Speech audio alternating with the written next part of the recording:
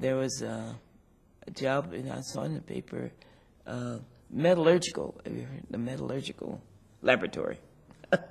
So I didn't know what metallurgy was or anything, but anyway, it sounds like, but they had, oh, for it to work in the mailroom. Okay, so I can do that, you know.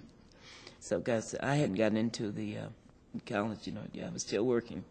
So I was done, even sold from door to door. I was all kinds of things, selling to all my mother's friends along the way. They said, Ella, you come here every day. Why don't you go somewhere else? But anyway, so this took a big turn in my life. This was at the University of Chicago. And, of course, for me to get that job, the FBI had to come and to our neighbors and to us to find out if we're a substantial family, whatnot, get honest and all that. But anyway, so I had no idea why we'd have to do that. But anyway, so I got this job in the mailroom. There was other people working there. And my job was delivering classified mail to chemists, physicists, and whatnot. Okay. I came across names like Oppenheimer, Manhattan Project, all these things which I didn't know anything about, you know, Enrico Fermi. So, okay, but so I delivered them, whatever it was, to different offices. But along the way, there were a lot of young secretaries who, I guess, beyond secretaries, they also did something in the, you know, the chemistry and physics field. They said, "Oh, they were just a little older than I was." They said, "Oh, why aren't you in school? Why are you, you know, working in the mailroom?" I said, "Well, I can't really afford to go to school. I said I have to help out at home." And I said, they said, "Oh, but you know," they said, "you can go to junior college." They said, "Because junior college is free. All you have to do is just buy your textbooks, your own textbook." I said, "Well, I'll talk to my mom. I'll see what she has to say about it, you know." I said, and so Mother said, "Well, if you think you can work part-time and go to school, you go ahead, but you have to still work some." So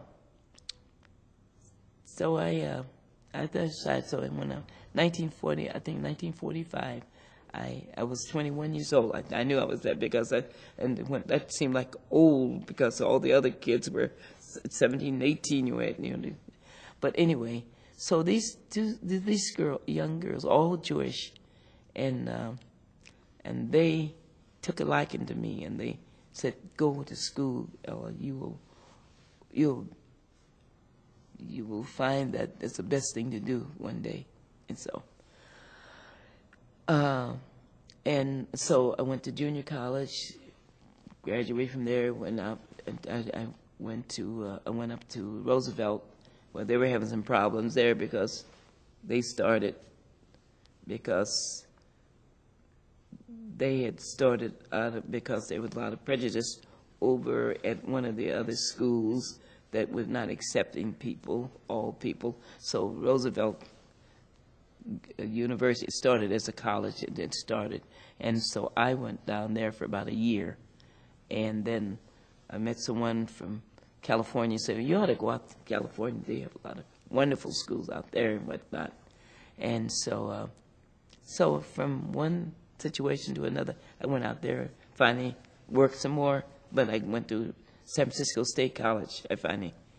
Wait a minute. Yes, Wait a minute. I just go from. Yeah, I know, but you're just jumping from. Right. And for 1 minute, you're talking about your mother saying. Yes. You gotta. I know, work but part-time, I know. Continue to help at home, and this, that, and the other thing. And the next thing I know, you're in California. Yeah, I know. But you see, when one school experience changed, I met people who were from California. They said, so I thought maybe just a new experience in another city or another state might be good for me.